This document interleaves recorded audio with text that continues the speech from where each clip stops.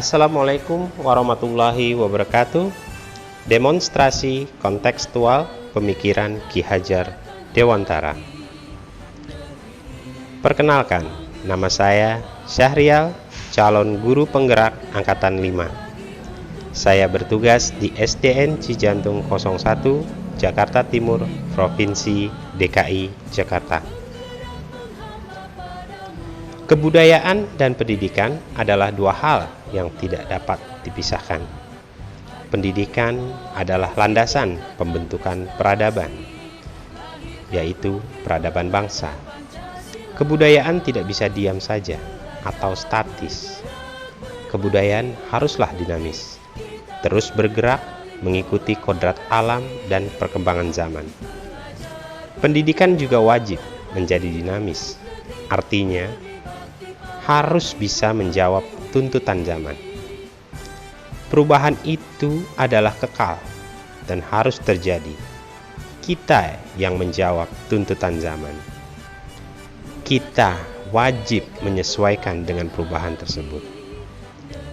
Pertukaran kebudayaan bukan untuk menyamakan, namun untuk saling menguatkan identitas kebudayaan masing-masing. Nilai-nilai kemanusiaan menjadi hal yang esensial dari semua kebudayaan, dari manapun kebudayaan tersebut berasal. Peserta didik juga memiliki karakteristik dan keunikannya masing-masing. Kita tidak bisa memaksakan kehendak kepada mereka. Kitalah yang harus bisa menjadi fasilitator bagi mereka untuk mengarahkan, membimbing, dan memfasilitasi. Tujuan pendidikan menurut pemikiran Ki Hajar Dewantara, saya tertarik dengan kutipan beliau yang menyatakan, menuntun segala kodrat yang ada pada anak agar mereka dapat mencapai keselamatan dan kebahagiaan yang setinggi-tingginya, baik sebagai manusia maupun sebagai anggota masyarakat. Maksudnya adalah, pendidik itu hanya dapat menuntun tumbuh atau hidupnya kekuatan kodrat yang ada pada anak-anak, agar dapat memperbaiki lakunya, bukan dasarnya, hidup dan tumbuhnya kekuatan kodrat anak. Intisari pemikiran Ki Hajar Dewantara tentang tujuan pendidikan ada dua yang menjadi fokus saya, yaitu kodrat alam dan kodrat zaman. Kodrat alam adalah menyesuaikan dengan kondisi lingkungan peserta didik bertempat tinggal di mana watak dan perilaku sudah terbentuk. Kodrat zaman adalah menyesuaikan dengan zaman yang terus bergerak dan berubah. Tantangan yang ada saat ini adalah bagi kami para pendidik, yaitu menghadapi revolusi industri 4.0. Percepatan revolusi teknologi ini sangat menantang bagi kita pendidik untuk melaksanakan transformasi pendidikan. Merdeka belajar.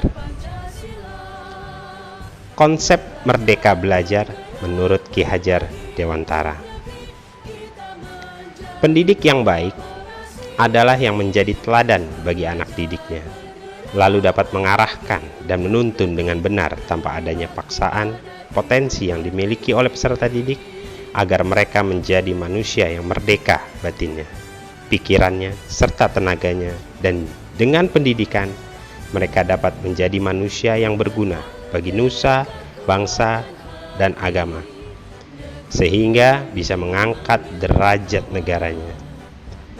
Pandangan beliau tentang peran guru yang baik atau ideal sangat tercermin dari semboyan-semboyan yang telah ia canangkan. Misalnya, ing ngarso sing tulodo, apabila di depan memberi contoh, ing madyo mangun karso, apabila di tengah memberi semangat, tut wuri handayani, apabila di belakang memberi dorongan. Yang terakhir adalah momong among atau ngemong, yang memiliki arti supaya para guru dapat mendidik anak muridnya dengan cara mengasuh dan memberi nilai-nilai yang positif dalam kehidupan mereka. Tidak mengasuh dengan cara paksaan, melainkan dengan memperhatikan dan menuntun atau mengarahkan agar anak didik bebas untuk mengembangkan diri, agar semua peserta didik dapat merdeka batinnya, pikirannya, dan juga tenaganya. Dalam diri kami, pembelajar ataupun guru, merasa masih banyak hal yang perlu dipelajari untuk menerapkan pemikiran Ki Hajar Dewantara di dalam pembelajaran sehari-hari. Dan jika menempatkan diri kami sebagai pembelajar atau siswa, kami ingin mendapatkan kemerdekaan untuk menjadi diri kami sendiri, tanpa adanya paksaan dan target yang harus kami selesaikan. Target yang sudah ditentukan dan secara sentralisasi. Kesimpulan konsep merdeka belajar dapat saya ringkas menjadi 3. Yang pertama adalah komitmen. Komitmen dengan apa yang menjadi tujuan bersama. Kedua, mandiri melakukan apa yang telah menjadi pilihannya. Lalu yang ketiga, refleksi. Melaksanakan refleksi atau cerminan atau introspeksi diri terhadap proses dan hasil belajar. Dan untuk mewujudkan hal ini semua, maka kita juga membutuhkan pembelajar atau guru yang merdeka juga. Esensi merdeka belajar. Merdeka belajar bermakna berkreasi, berinovasi, bereksplorasi sesuai dengan harkat, dengan martabatnya. Merdeka belajar membutuhkan penanaman budi pekerti peserta didik yang sesuai dengan kodrat alam dan zamannya. Lalu apa peran pembelajar atau apa peran guru? Yaitu menuntun dan mengarahkan peserta didik sesuai bakat, minat, dan kebutuhan. Berikut adalah beberapa contoh nyata yang tanpa kami sadari bahwa kami sedang belajar apa itu merdeka belajar di sekolah kami, yaitu SDN Cijantung 01. Seperti pembiasaan melaksanakan upacara bendera, senyum, sapa, sopan, santun, dan juga kami menampilkan bakat minat peserta didik dan memfasilitasinya dengan mengikutsertakan mereka dalam kegiatan-kegiatan kompetisi seperti FLS 2N dan juga O2SN.